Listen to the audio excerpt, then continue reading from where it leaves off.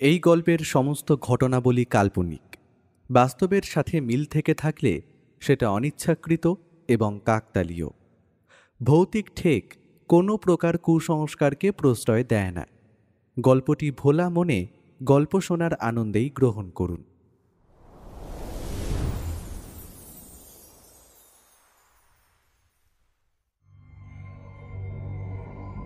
গ্রীষ্মকাল মানেই কালবৈশাখী, আর সেই কালবৈশাখীর মাঝেই মাঝে মাঝে অন্ধকারে ঝড় বৃষ্টির হাত ধরে উঠে আসে হাড় হিম করে দেওয়া ভয়ঙ্কর অভিজ্ঞতা। ঠিক এমনই এক অভিজ্ঞতা হয়েছিল নিশিকান্ত আর বিপিনের। রাতের অন্ধকারে হরদয়ালের নির্দেশে এক মৃতদেহ গ্রামের শ্মশানে গুম করতে গিয়ে কোনো অদ্ভুত রক্ত জল করা ভয়ের মুখোমুখি হয় তারা। রাতের অন্ধকারে কারা এসে ঘিরে ফেলবে শ্মশানের নানা প্রান্ত? নিশিকান্ত আর বিপিনকে কাঁধে করে বয়ে আনা বস্তার ভেতর থেকে বার করতে পারবে সেই মৃতদেহটা? বিপিন নিশিকান্তকে কাজে লাগিয়ে নিশ্চিন্তে বাড়িতে বসে থাকা হরদয়াল কি দেখতে পাবে পরদিন সকালের সূর্য? কারা ওরা যারা অন্ধকারে অপেক্ষা করে জীবন্ত মানুষের রক্ত মাংস দিয়ে নিজেদের তৃষ্ণা পরিতৃপ্ত করার জন্য? জানতে হলে শুনতে হবে লেখক সুকান্ত দাশের কলমে গ্রাম বাংলার ভূতের গল্প ঝড়ের রাতে মৃতের ডাক, এই গল্পটি।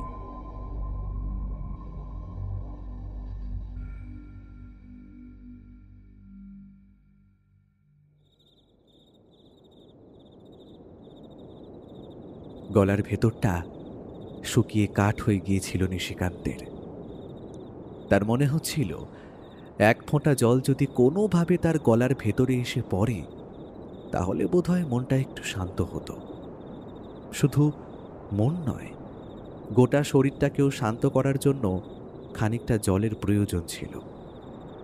মাঝে মাঝে প্রবল হাওয়ায় নিশিকান্তের মাথার চুল উড়ে এসে লাগছিল মুখে।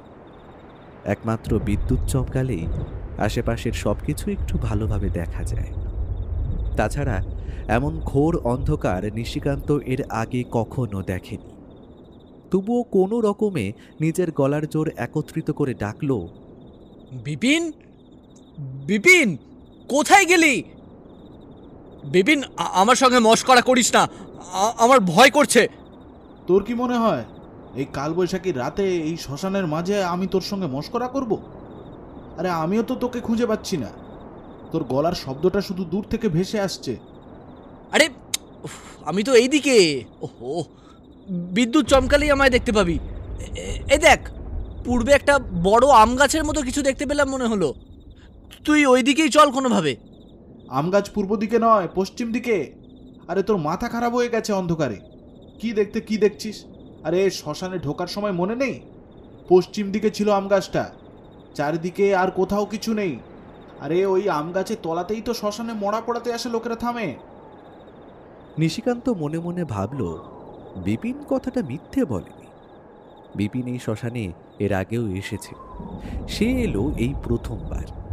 কিন্তু একটু আগে যেন মনে হলো পূর্ব দিকে আম গাছটা দেখেছিল।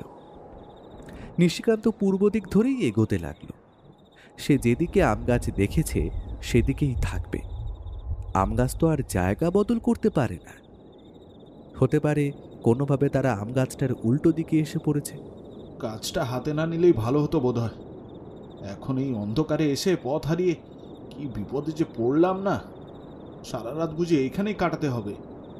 রাতে এখানে থাকলেও আমার আপত্তি নেই, কিন্তু ওটা যদি আবার ফিরে আসে তাহলেই তো হয়েছে।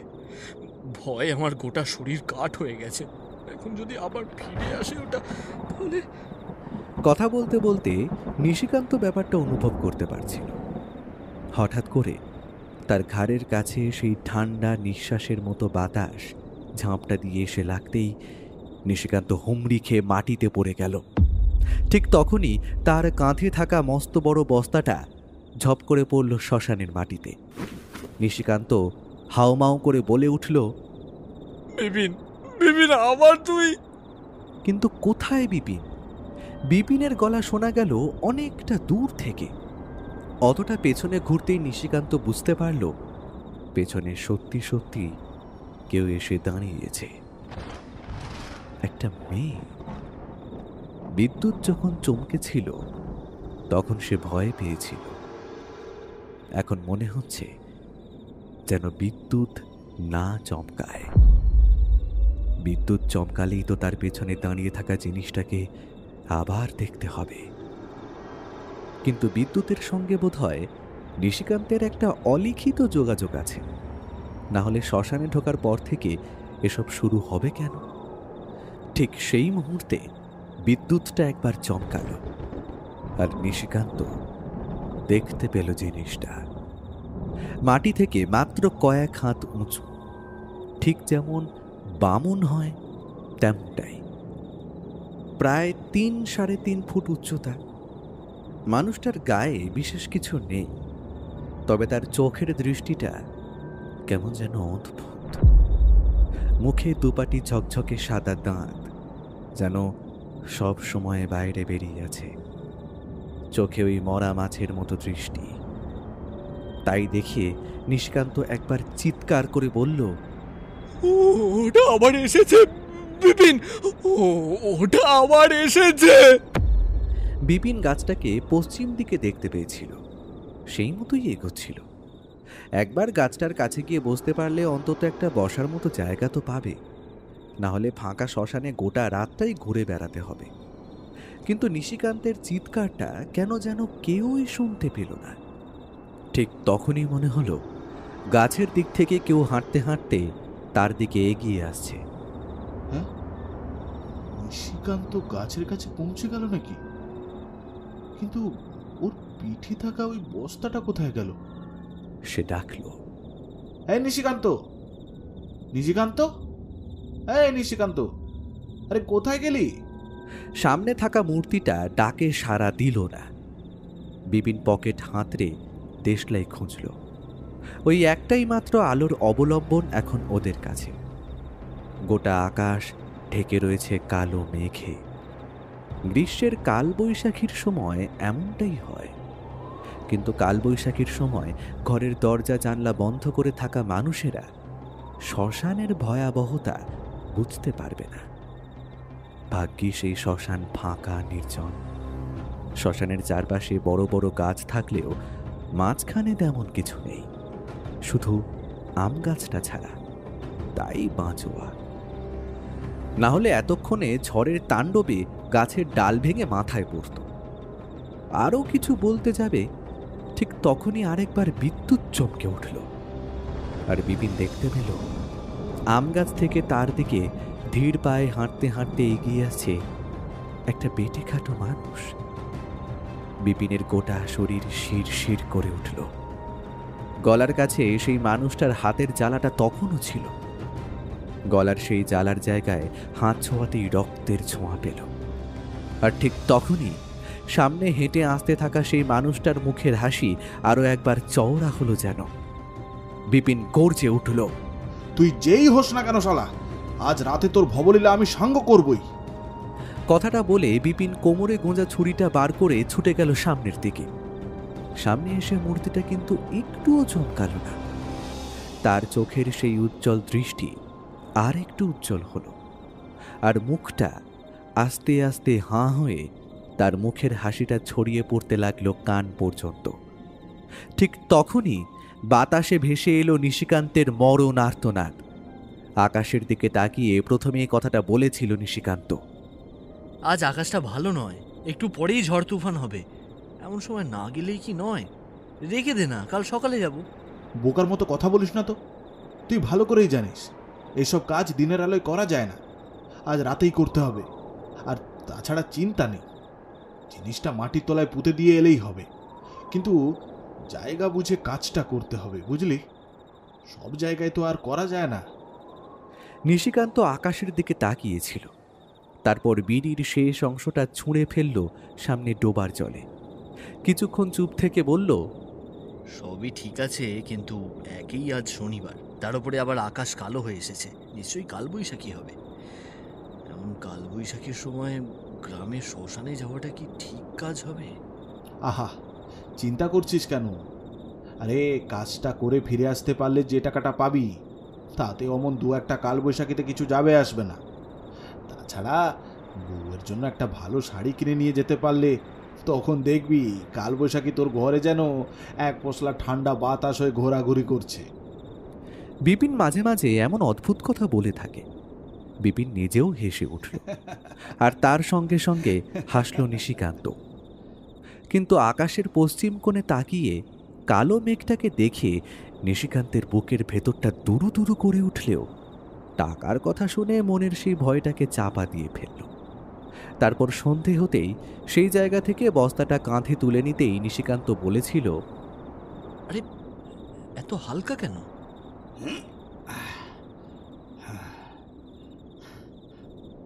হালকা? আরে হালকা তো ভালো, খাটনি কম হবে।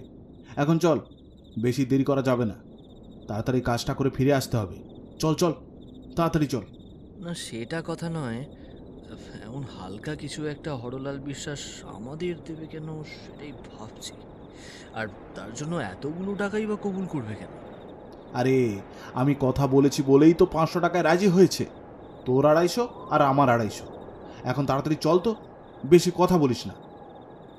নিশিকান্ত বেশি কথা বলছিল না, কিন্তু কেমন যেন খটকা লাগছিল তার। বারবার মনে হচ্ছিল কি যেন একটা হতে চলেছে আজ। বস্তাটা নিশিকান্ত নিজের কাঁধে নিয়েছিল, আর বিপিনের হাতে লণ্ঠন ছিল। দুজনে মিলে গ্রামের বাইরের দিকের পথ ধরে এগোতে লাগলো শ্মশানের দিকে। শ্মশানে হেঁটে যেতে প্রায় 8 ঘন্টা সময় লেগে যাওয়ার কথা, এমনটাই লাগলো। পথের মাঝে তেমন কিছু হলো না, শুধু আকাশের মেঘটা ততক্ষণে মাঝ আকাশ ছাড়িয়ে পূব আকাশের দিক পর্যন্ত ছড়িয়ে পড়তে শুরু করেছে। তাই দেখে নিশিকান্ত বলল, আমি বলেছিলাম না আজ রাতে ঝড় বৃষ্টি হবে, কালবৈশাখী নামবে, ওই দেখ। আরে কালবৈশাখী নামুক, কি আর হবে, আজ রাতে কিন্তু কাজটা শেষ করতেই হবে। তাড়াতাড়ি চল, ওই যে শ্মশান দেখা যাচ্ছে। চল চল চল চল, তাড়াতাড়ি চল। শ্মশানে ঢুকতেই প্রথম ধাক্কাটা খেল নিশিকান্ত। আর বিপিনের হঠাৎ করে মনে হলো আজ শ্মশানটা যেন একটু অন্যরকম লাগছে। চারপাশে অন্ধকার গভীরভাবে নেমেছে। হ্যারিকেনের আলোতে সেই অন্ধকার দূর হয় না। দূর? এই চারপাশে তাকিয়ে যেন মনে হচ্ছে আজ সারা পৃথিবীর অন্ধকার এই শ্মশানে এসে পড়েছে। দেখ, বাবা বলতো যে রাতে এমন গভীর অন্ধকার নামে সেই রাতে খারাপ কিছু হয়। বিপিন বিপিন চল চল, এখানে পুঁতে দিয়ে তারপর চলে যাই। হ্যাঁ, তোর যেমন বুদ্ধি। আরে এখানে পুঁতে দিলে তারপর আর কেউ যদি কিছু করে তখন? আরে চল না, এতটা যখন চলে এসেছি, শ্মশানের মাঝামাঝি কোথাও একটা। ঠিক তখনই নিশিকান্ত একটা শব্দ শুনতে পায়। শ্মশানের ভেতরের দিকে কেউ যেন এইমাত্র দৌড়ে চলে গেল, এমন একটা শব্দ। নিশিকান্ত চমকে ওঠে। সামনের দিকে তাকাতেই তার হাত থেকে বস্তাটা সামান্য আলগা হয়ে আর একটু হলেই পড়ে যাচ্ছিল। সেটা ধরে নিয়ে এসে বলল, কি রে? আরে বস্তাটার ভার সামলাতে পারছিস না নাকি? দে দে দে, আমাকে দে। বস্তাটা বিপিনের কাঁধে পাল্টি করে দেয় নিশিকান্ত। তারপর ওরা শ্মশানের ভেতরে ঢোকে। শ্মশানটা বেশ বড়। শ্মশানের চারপাশে বড় বড় গাছের সারি দিয়ে যেন শ্মশানের সীমানা প্রকৃতি নিজেই তৈরি করেছে। শ্মশানের মধ্যে এখানে ওখানে ছড়িয়ে ছিটিয়ে কয়েকটা গাছ থাকলেও অধিকাংশই শুকিয়ে গেছে। একটাই মাত্র আম গাছ আছে, তার তলায় বাঁশের মাচার মতো কিছু একটা বাঁধা রয়েছে। শ্মশান যাত্রীরা সেইখানে বিশ্রাম করে। ওইখানেই ওরা যাবে বলে ঠিক করল। একটু জিরিয়ে নিয়ে তারপর হাতের কাজ সেরে আবার ফিরবে। বিপিন এগোয়। নিশিকান্ত হ্যারিকেনটা নিয়ে তারও আগে আগে হাঁটতে থাকে। হঠাৎ কোথা থেকে একটা দমকা হাওয়া যেন ওদের দুজনকে কাঁপিয়ে দিয়ে গেল। এক মুহূর্তের জন্য দুজনেই থমকে দাঁড়ালো। এই কি হলো বলতো? হাওয়াটা যেন হঠাৎ করে এসে আবার হঠাৎ করে চলে গেল। কোথাও তো কিচ্ছু নেই। হ্যাঁ, অথচ রাতের বেলা শ্মশানের হাওয়া বাতাস, বুঝতে পারছিস তো? তাড়াতাড়ি পা চালা, তাড়াতাড়ি। হ্যাঁ, তোর মনে যত ভয়। আরে তোর জন্য আমারও না এমন অবস্থা হয়েছে। আরে চল না, দেখবি কাজটা সেরেই ঝট করে চলে আসবো। আরে ওই মাঝখানে কে যেন দাঁড়িয়ে আছে না? আর একটা চিতা পুড়ছে বলে তো মনে হচ্ছে। তাই তো, অথচ এতক্ষণ তো কোনো আলো দেখতে পাইনি। এইমাত্র বোধহয় জ্বালিয়েছে ওরা। সামনের দিকে আগুন জ্বলে ওঠার সঙ্গে সঙ্গেই হরি বল বলে ধ্বনি শোনা গেল। একসঙ্গে অনেকেই যেন চিৎকার করে হরি বল ডাক দিচ্ছে। ওরা একটু ভরসা পেল। লোকজন যখন আছে তখন বিপদ নেই, কিন্তু লোকজন থাকলেও ওদের কাজটা আরও সাবধানে করতে হবে। তাই চিতার আশেপাশের জায়গাটা পেরিয়ে বিপিন সামনের দিকে এগোতে লাগল। নিশিকান্ত আলোর উৎস দেখতে গেল, কিন্তু হঠাৎ করে দেখতে পেল কেউ কোথাও নেই। কি হলো? এইমাত্র গলা শুনলাম, এখন সব কোথায় গেল? চিতা কি পুড়ে গেছে তার জন্য? আর একটু এগিয়ে নিশিকান্ত দেখতে পেল চিতার মধ্যে একটা মেয়ের শরীর পড়ছে। পরনে কালো কাপড়, মাথার চুল লম্বা।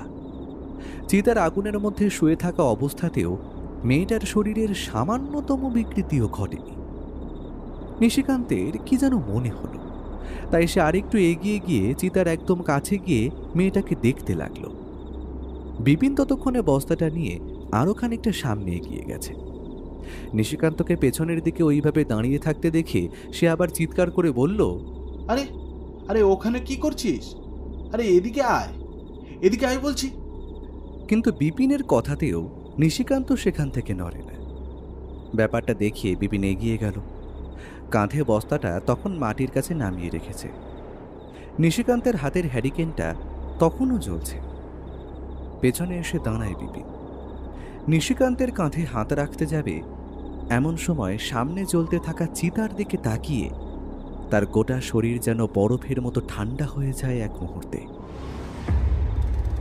চিতার আগুনের মধ্যে শুয়ে থাকা মেয়েটি কখন যেন চোখ খুলে ফেলেছে। তার মুখে অদ্ভুত হাসি। শুধু তাই নয়, মুখের দুপাশ থেকে অজস্র দাঁত বেরিয়ে এসেছে বাইরে। সেভাবেই সে হাসছে আর আস্তে আস্তে আগুন থেকে উঠে বসার চেষ্টা করছে। নিশিকান্ত সেদিকে তাকিয়ে আছে আর ফিসফিস করে বললে, মেয়েটা মরে গেছে, মেয়েটা আগুনে পুড়ে যাচ্ছে। বিপিন, বিপিন, মেয়েটা আগুনে পুড়ে যাচ্ছে। দূর, কোথায় মেয়েটা আগুনে পুড়ে যাচ্ছে? এই এখান থেকে এক্ষুনি সর, নইলে সর্বনাশ হবে।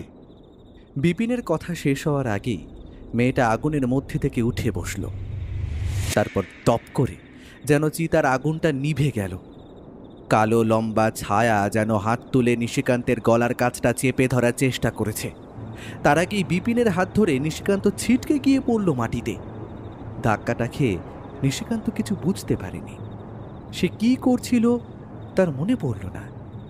বিপিনকে পাশে পড়ে থাকতে দেখে তাড়াতাড়ি উঠে বসল। বিপিন বলল,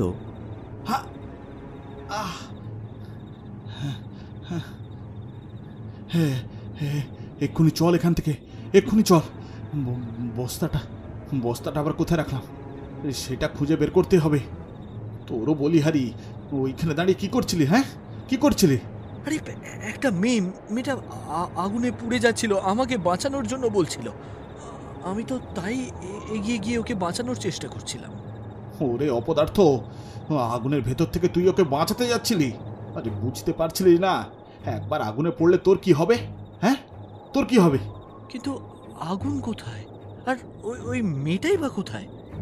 তাহলে এতক্ষণ ধরে আমি যা দেখলাম সেসব কি ছিল? এই শ্মশানের অনেক বদনাম আছে নিশিকান্ত, এখানে অনেক কিছু আছে, সেটা তুই জানিস না। এসব দিকে মন দিবি না। তাড়াতাড়ি চল, তাড়াতাড়ি চল, কাজটা সেরে এক্ষুনি ফিরতে হবে। কিন্তু বস্তাটা কোথায় গেল? কোথায় গেল? সর্বনাশ, তোর হাতের হ্যারিকেনটা কোথায়? নিশিকান্তের হ্যারিকেনটা সে ওই আগুনের সামনে কোথাও রেখেছিল। এখন সেটা আর খুঁজে পাওয়া যাচ্ছে না। বিপিনের পকেটে একটা দেশলাই আছে, সে দেশলাই জ্বালায়, কিন্তু সেই সামান্য আগুনে এমন ঘুটঘুটে অন্ধকারে হ্যারিকেনটা খুঁজে পাওয়া মুশকিল। বিপিন বলল, তুই তুই ওই দিকে যা, আমি এই দিকটা দেখি। এনে এনে তোর কাছেই দেশলাই থাক। নিশিকান্তের কাছেও দেশলাই ছিল। বিড়ি ধরালে ভূতের ভয় মনে থাকে না, এই বিশ্বাসে সে বিড়ি টানতে টানতে বস্তা খুঁজতে থাকে। যেন অন্ধকারের মহাসমুদ্রের মধ্যে ডিঙি নৌকা খুঁজে চলেছে ওরা। অনেকক্ষণ খোঁজাখুঁজির পরেও কিছু পাওয়া গেল না। তবে নিশিকান্ত বুঝতে পারল বস্তাটা বিপিনের কাছ থেকে অনেকটাই দূরে চলে গেছে। ধুর, বিপিনের কথায় রাতের বেলায় এই শ্মশানে না এলেই ভালো হতো। একই শনিবারের রাত, কালবৈশাখী নামবে, তার উপরেই হরিপুরের শ্মশান। টাকার লোভে কাজটা করতে এসে এখন বেঘরে প্রাণটাই না হারাতে হয়। নিশিকান্তের কথা শেষ হওয়ার ঠিক সঙ্গে সঙ্গে কাছ থেকে একটা মেয়েলি গলায় কে যেন বলে উঠল, শ্মশানে তোমরা মরা পোড়াতে এসেছো? নিশিকান্ত চমকে উঠে বলল, কে কে কথা বলছে? মেয়েটি উত্তর দিল, আমি গো, আমি। একটু আগে তোমায় বললাম আমায় বাঁচাতে। আমায় না বাঁচিয়ে তুমি ওখান থেকে চলে গেলে কেন? এদিকে এসো, এই দেখো, এখানেই আমি আছি। নিশিকান্ত ইতস্তত করে বলল, না না, আমি তোমার কাছে যাব না। তুমি তুমি মানুষ নও, তুমি অন্য কিছু। তুমি আমায় আগুনের মধ্যে নিয়ে যাওয়ার চেষ্টা করেছিলে। মেয়েটি শান্ত গলায় বলল, তোমায় আমি আগুনের মধ্যে নিয়ে যাব কেন? এই দেখো, এদিকে তাকাও, দেখো আমার কাছে যে আগুন আছে। তুমি যে বস্তা দেখছো, এই বস্তা। নিশিকান্ত সামনের দিকে তাকিয়ে দেখে একটু আগে যে হ্যারিকেনটা নিয়ে এসে দাঁড়িয়েছিল সেটা হাতে নিয়ে দাঁড়িয়ে আছে সেই মেয়েটি। কালো রঙের একটা শাড়ি জড়ানো, তার পরনে শাড়ি ছাড়া আর কিছু নেই। তার পায়ের কাছে পড়ে রয়েছে সেই বস্তাটা যেটা ওরা খুঁজছিল। বস্তার মুখ বাঁধা। নিশিকান্ত খুশি হয়, মেয়েটি তাহলে ওদের সাহায্য করতে চাইছে। একগাল হেসে সামনের দিকে দুপা এগোতেই সেই পচা অদ্ভুত গন্ধটা প্রথমবার নাকে আসে নিশিকান্তের। নিশিকান্ত নাক মুচকে বলল, কিছু মরেছে নাকি? এমন পচা গন্ধ কেন বলো তো? মেয়েটা উত্তর না দিয়ে সামান্য হাসল। নিশিকান্ত মেয়েটার দিকে লক্ষ্য করলে দেখতে পেত তার মুখে দাঁতের শাড়িগুলো যেন একটু বেশি ঝকঝকে। নিশিকান্ত এগিয়ে গিয়ে নিচে থাকা বস্তাটার মুখের প্রান্তটা হাত দিয়ে ধরল।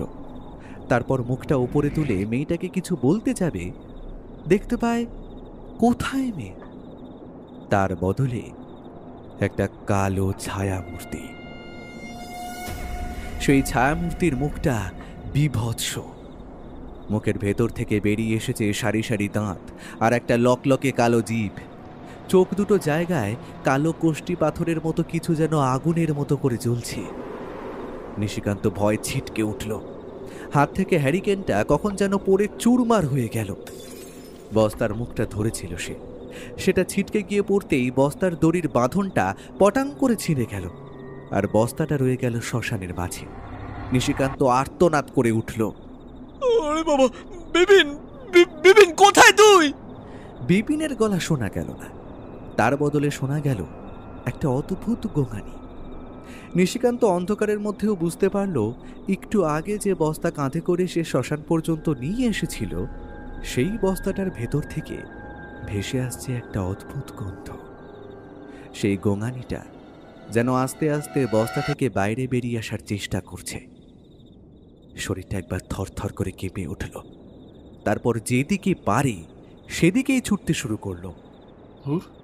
এসব কাজ আর করা যাবে না। যান হাতে নিয়ে রাতের বেলা শ্মশানে ঢোকা মুখের কথা নয়। নিশিকান্ত এমনিতেই ভীতু, তার উপর ওই শ্মশানের মাঝে চলতে থাকা চিত্রটা তো আমিও দেখেছি, মেয়েটাকেও দেখেছি।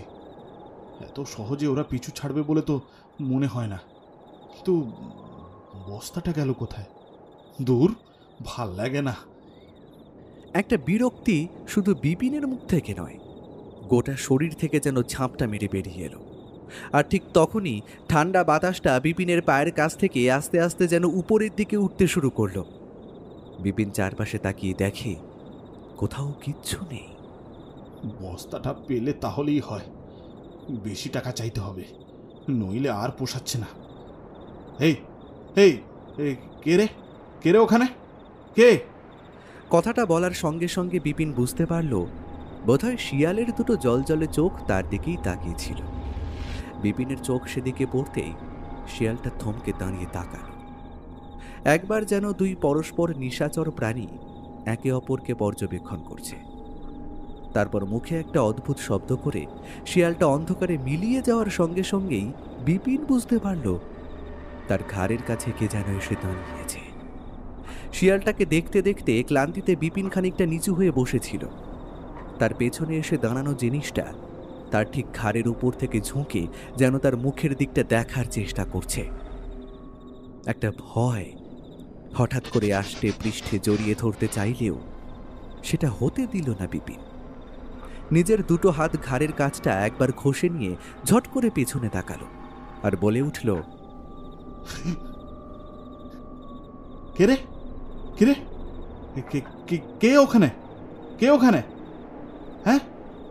একটা চাপা মেয়েলি গলায় কে যেন খিলখিল করে হেসে উঠল। তারপর বিপিনের কথার উত্তর দেওয়ার জন্য সে বলল,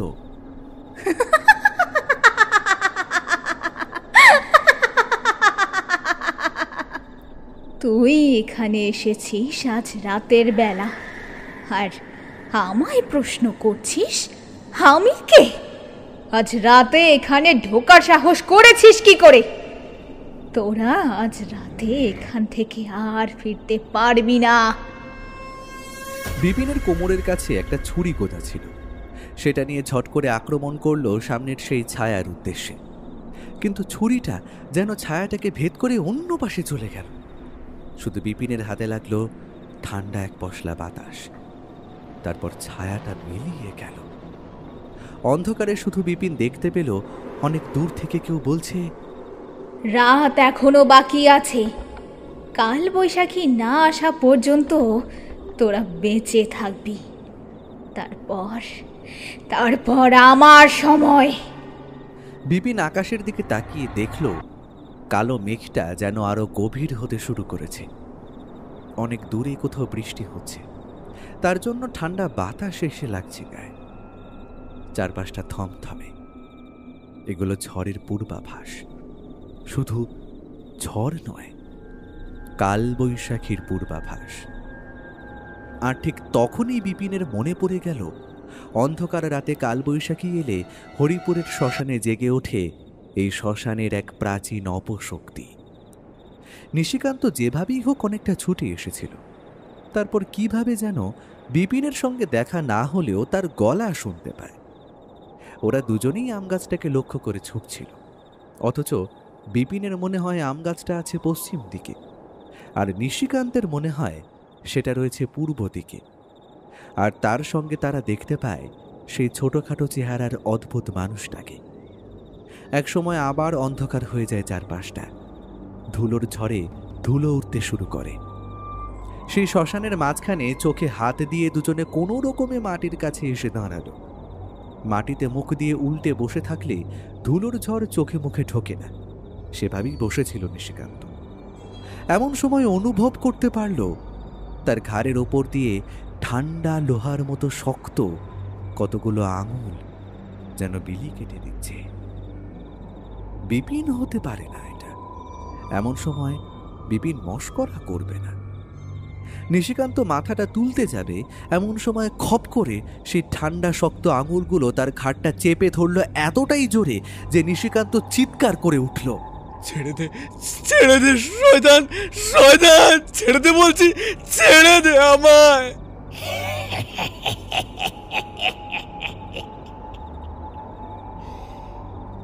ছেড়ে দেব তোকে? ছেড়ে দেব কেন? কাল বৈশাখী শুরু হয়েছে। এখনই তো সঠিক সময় তোকে মারার জন্য। এখনই সঠিক সময়। তুই আবার কি? হায় হায় হায়, আজ রাতে শ্মশানে ঢুকে আমি কত বড় ভুল করে ফেলেছি। তুই আমায় চিনবি না, কিন্তু আজ রাতে তোর শেষ রাত।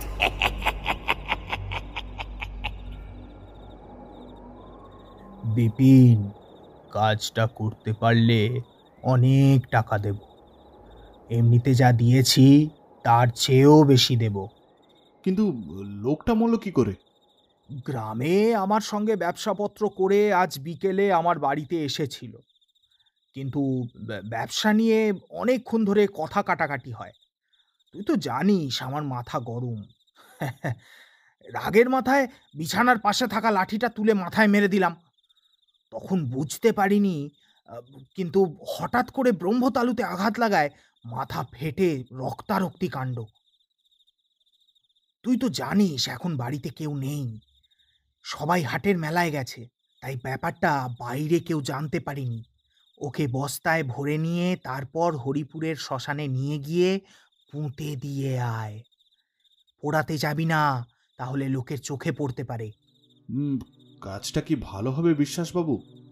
আপনি জলজান্ত একটা খুন করেছেন, আর আমি আপনার কাজ করে দিচ্ছি, এটা অন্যরকম ব্যাপার।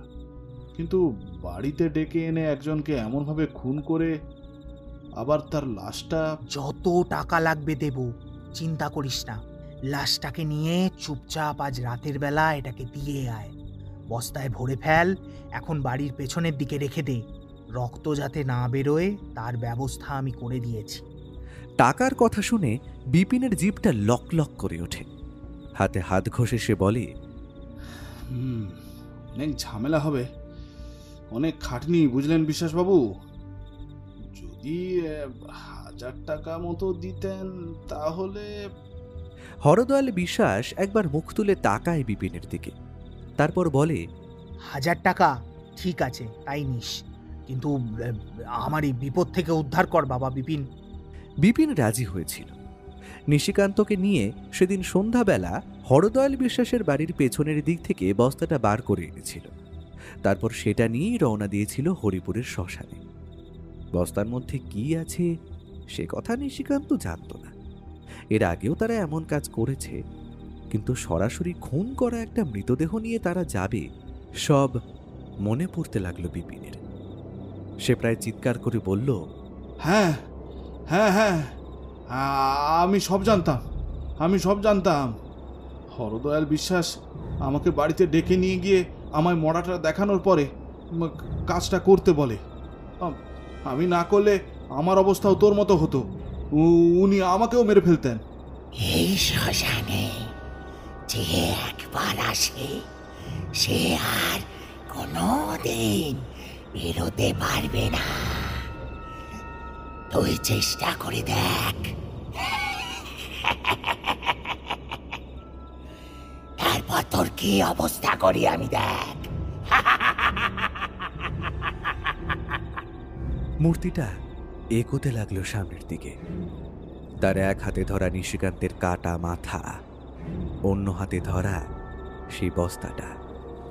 বিপিন কাঁপতে কাঁপতে এখন মাটিতে বসে পড়েছে। সে বুঝতে পেরেছে এখান থেকে পালাবার কোনো উপায় নেই। গোটা আকাশ কালো করে কালবৈশাখী ঝড় নেমে এসেছে হরিপুরের শ্মশানের বুকে। সেই কালো ছায়াটাও সে ঝড়ের মাঝে যেন এদিক ওদিক ছড়িয়ে মাঝে মাঝে খিলখিল করে হেসে ওঠে। আমায় ছেড়ে দে, আমায়। নিশিকান্তকে তো মেরেছিস, আমাকে ছেড়ে দে আমাকে ছেড়ে দে আমায় ছেড়ে দে আমায়। নিশিকান্তকে তো মেরেছিস, আমায় ছেড়ে দে আমায় ছেড়ে দে। নিশিকান্ত মরেছে তোর জন্য, আর তুই নিজের দোষে মরবি। আর তারপর আরো একজনকে শাস্তি দিতে হবে। কিছুতে না, আমি কিছুতেই মরবো না। আমি এক্ষুনি এখান থেকে পালাবো।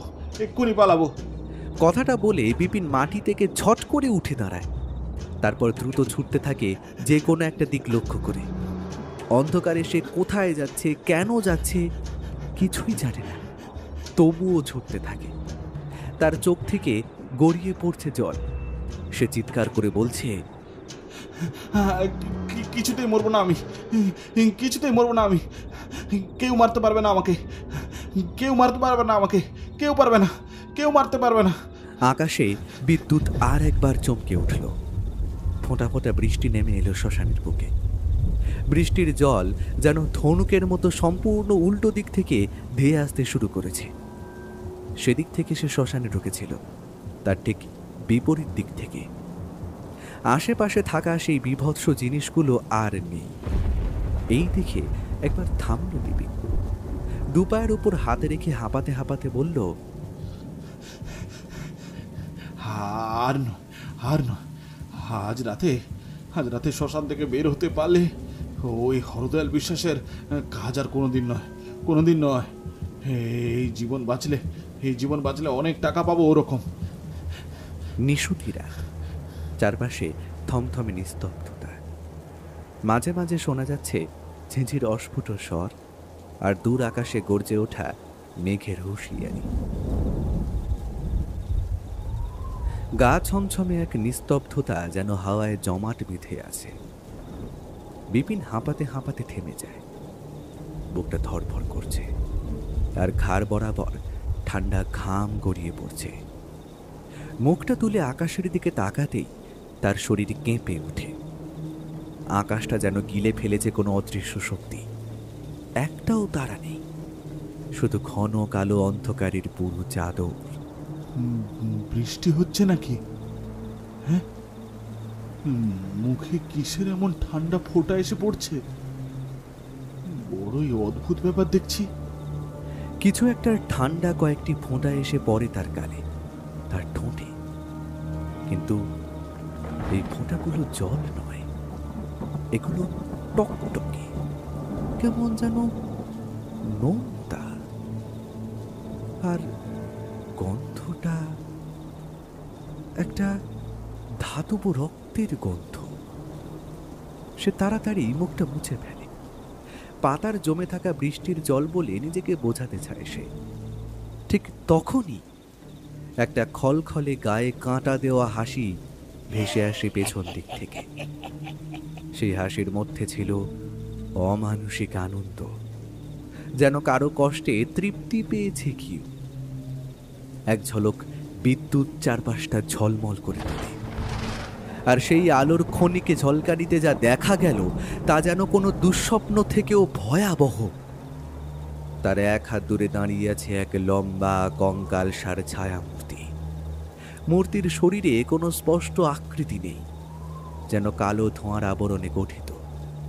কিন্তু চোখ দুটি, সেগুলো আগুনের ভাটার মতোই হলুদ হয়ে জ্বলছে। তার হাতে কিছু একটা ধরা, দেখলে মনে হয় ভেজা, রক্ত মাখা আর মানুষ জাতীয় কিছু। মূর্তিটির ঠোঁট নেই, তবুও যেন একটা বিকৃত হাসি ছড়িয়ে পড়ছে চারপাশে। বিপিন নড়তে পারে না। হঠাৎ সে বুঝতে পারে এই রাতে সে একা নয়, এই অন্ধকারেই কেউ যেন থাকে। অন্ধকার জগতের জীব সে। বিশেষ সময় এবং বিশেষ উদ্দেশ্য চরিতার্থ করার উদ্দেশ্য নিয়েই সে উঠে এসেছে আজকে। তাকে ধনে প্রাণে মেরে ফেলাই এখন তার লক্ষ্য। বারংবার ওই ছায়ামূর্তির অট্ট হাসি শুনতে পাচ্ছে সে। বিপিনের মাথায় গোলমাল শুরু হয়ে গেছে। তার বন্ধু নিশিকান্ত তাকেও অনেক করে ডেকেছিল, কিন্তু সাড়া না পেয়ে হতাশ হয়ে হাল ছেড়ে দিয়েছে। এই শ্মশানে কেউ রাতের আধারে প্রবেশ করে না। অশরীরীদের মাঝে সে শুধু এক অনধিকার প্রবেশকারী। কে কে কে তুমি? কে তুমি? হ্যাঁ, আমি সেই যাকে তোরা এইখানে টেনে টুনে নিয়ে এসেছিস। কিন্তু তুই জানিস না তুই কিসের ফাঁদে পা দিয়েছিস। তুই অজান্তেই ঢুকে পড়েছিস এক নিষিদ্ধ পথে। কি ভেবেছিলি পালিয়ে পথ পেয়ে যাবি? হ্যাঁ, পালিয়ে পথ পাবি? বিপিন কথা বলতে গিয়ে দেখে তার গলা শুকিয়ে এসেছে। এক ধরনের কাঁপুনি ধরেছে শরীরে। বিপিন স্তব্ধ হয়ে যায়। বিদ্যুৎ আরো একবার চমকায়, আর তার আলোয় দেখা যায় পেছনে সেই গাছটার নিচে মাটি অনেকটা খোঁড়া, যেন কেউ বা কিছু সেখান থেকে উঠে আসতে চাইছে। হঠাৎ হাওয়ার একটা ঝাপটা এসে মূর্তিটাকে অদৃশ্য করে দেয়। বিপিন কাঁপতে কাঁপতে পিছিয়ে যায়। তার মনে প্রশ্ন জাগে, সে কি সত্যিই কিছু দেখল, নাকি যা সে এতক্ষণ ধরে দেখে এবং শুনে আসছে সবই ছিল রাতের কুয়াশায় এক বিভ্রম। হঠাৎ করেই সে আবার একটা শব্দ শুনল। এই কণ্ঠটা সে আগেও শুনেছে। এটা তার কানের একদম কাছেই। একবার দুইবার ভুল হতে পারে, কিন্তু বারবার কে যেন তার পেছনে দাঁড়িয়ে তাকে বলছে, তোকে এত সহজে মারবো না, তোকে মারবো দিলে দিলে, একটু একটু করে। তার আগে মারবো আর একজনকে। বিপিন কথা বলতে পারল না। মাটির ওপর শুয়ে কাঁটা ছাগলের মতো ছটফট করতে লাগলো। বিদ্যুৎ ঝলকে সমস্ত শ্মশান চত্বর উদ্ভাসিত হয়ে উঠল আলোতে। সেই আলোয় সে একটি মেয়ে ও আরো একজন লোককে দেখতে পেল। যে মৃতদেহটা সে দেখেছিল তা গা থেকে বস্তাটা খুলে মুক্ত হয়ে তার দিকে কটাক্ষ দৃষ্টিতে তাকিয়ে দাঁড়িয়ে আছে।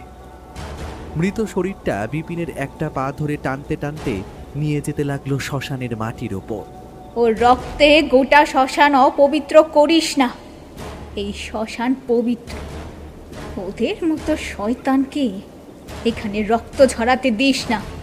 দেব না, সব রক্ত মুছে যাবে এই শ্মশান থেকে।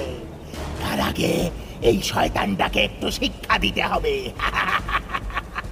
বিপিনকে প্রাণে মেরে ফেলার পরে শ্মশান থেকে আম গাছের কাছে তাকে নিয়ে গিয়ে এই বিভৎস মূর্তিটা তার শরীরটাকে আঁচড়াতে লাগলো আম গাছের গায়ে। তারপর এক সময় ছুঁড়ে ফেলে দিল গাছ থেকে অনেকটা দূরে। তোমার অন্যায়ের প্রতিশোধ আজ রাতে নিতে হবে। যতক্ষণ কাল বৈশাখী থাকবে ততক্ষণ পর্যন্ত তোমার শরীরের উপর অধিকার থাকবে, তারপর আর থাকবে না। শয়তানটাকে আমি মারবো, ওকে মারলেই আমার প্রতিশোধ সম্পূর্ণ হবে। আকাশ বাতাস কাঁপিয়ে প্রবল বিদ্যুতের শব্দের সঙ্গে সঙ্গে ঝমঝম করে বৃষ্টি নামল শ্মশানের বুকে। সেখানে পড়ে রইল শুধু বিপিনের মৃতদেহ, আর অন্য পাশে নিশিকান্তের ধর থেকে আলাদা হয়ে যাওয়া মাথাটা পড়ে রইল আম গাছের তলায়।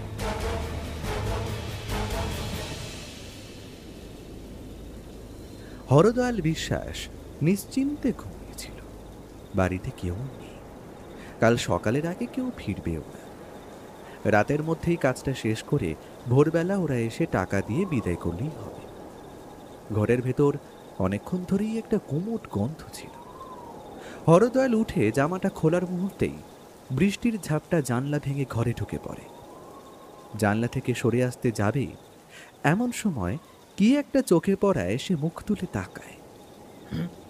আরে, বাড়ির পেছনে ঝোপের কাছে ওরা কি করছে? ওটা তো নিশিকান্ত, ওই তো বিপিন, আর ওই তো সেই বস্তাটা। হতচ্ছাড়াগুলো এখনো যায়নি, ওইখানে কি করছে? সর্বনাশ! হরদয়ালের মাথায় যেন এক মুহূর্তে আগুন জ্বলে উঠল। ঝট করে ঘরের কোণ থেকে লাঠিটা তুলে নিয়ে দরজা খুলে বাইরে বেরিয়ে এলো। রাগের মাথায় কিচ্ছু ভাবতে পারল না। না হলে ভাবত এই বৃষ্টির মধ্যে তারা এতক্ষণ ধরে ওইখানে কি করছে, আর হ্যারিকেনটা এই ঝড়ে কিভাবে জ্বলছে। বাইরে কালবৈশাখীর ঝড়, তীব্র হাওয়ায় কোনো আলো স্থায়ীভাবে জ্বলতে পারে না। এইসব কিছুই হরদয়ালের মাথায় এলো না। সে রেগে গর্জে উঠল। অপদার্থের দল, ফাঁকিবাজ! এরা দেখছি আমার সর্বনাশ করে ছাড়বে।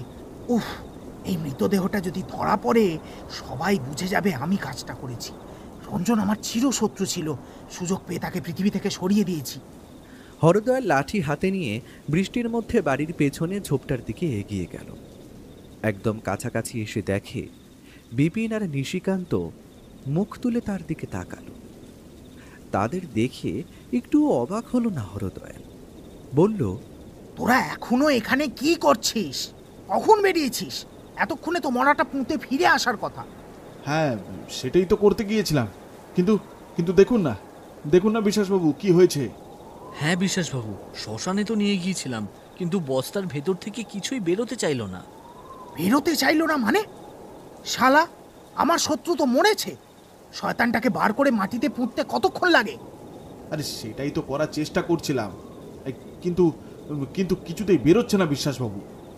আপনি একটু মরাটা বের করে দিন না, আমরা ঠিকঠাক বাকি কাজটা করে দেব। বেশিক্ষণ লাগবে না, আরে কথা দিচ্ছি। আরে এখন অনেক রাত বাকি, এত গভীর রাতে কাজ করলে কাকপক্ষীতেও টের পাবে না। নিজেকে বাঁচানো দরকার। যদি দিনের আলো ফুটে যায় এবং কাজটা শেষ না হয়, তাহলে বিপদ ঘনিয়ে আসবে। গ্রামে অনেকেই জানে রঞ্জনের সঙ্গে তার শত্রুতা ছিল। যদি খুনের কথা ছড়িয়ে পড়ে, কেউ তাকে বাঁচাতে পারবে না। বাধ্য হয়েই হরদয়ালবাবু এগিয়ে গেলেন। হাতের লাঠি গাছের পাশে রেখে বস্তার মুখ খুলে ভেতরে হাত ঢুকিয়ে দিলেন। রাগে তার শরীর কাঁপছিল, মুখে কটূক্তি আসছিল, কিন্তু কষ্ট করে নিজেকে সামলালেন। বস্তার ভেতর হাত দিয়ে দুটি মাথার মতো কিছু ঠেকল। চুলের কাছে রক্ত জমে আছে। চুল ধরে একটা হ্যাঁচকা টান দিলেন। মরাটা ধীরে ধীরে বেরোতে লাগলো। তোদের দিয়ে কোনো কাজ হবে না। একটা মরা বের করতে পারিস না? এই দেখ। কিন্তু কথাগুলো হরদয়াল কাকে বলছেন? তার পাশে কেউ নেই। ততক্ষণে বস্তার ভেতর থেকে বের করা মরাটা খলখল করে হেসে উঠল। হরদয়াল আস্তে আস্তে সেই মাথাটা মুখের কাছে নামিয়ে তাকালো। সেই রঞ্জন দাসের চেনা মুখ, যাকে সে নিজে খুন করেছে। বুকের ভিতর ধক করে উঠল। অস্ফুটে বলল, মরা মানুষ? মরা মানুষ এইভাবে হাসে কিভাবে? মাথার পাশ থেকে রক্ত গড়িয়ে পড়ছে মুখের উপর। কিন্তু মুখটা চেনা হলেও এখন বড় অচেনা লাগছে। কালো পাথরের মতো উজ্জ্বল দুটি চোখ, মুখে অদ্ভুত হাসি। হাসিটা যেন ঠোঁট ছাড়িয়ে কানের কোণে গিয়ে পৌঁছেছে। সেই সঙ্গে রঞ্জনের দুটি হাত উঠছে। হ্যারিকেনের হলদে আলোয় সব কিছু দেখা যাচ্ছিল, কিন্তু টপ করে আলো নিভে গেল। অন্ধকারে একটি চেনা অথচ ভয়ানক গলায় রঞ্জন বলে উঠল, বলেছিলাম না এত সহজে আমায় মারতে পারবি না তুই। আমি ঠিক ফিরে আসবো। হরদয়াল থর থর করে কেঁপে উঠল। কিছু বোঝার আগেই চারপাশের অন্ধকার যেন ঝাঁপিয়ে পড়ল তার উপর। সে কেবল একবার চিৎকার করে উঠল, ওরে বিপিন, ও নিশিকান্ত, কোথায় তোরা? বাঁচা আমায় বাবা, বাঁচা।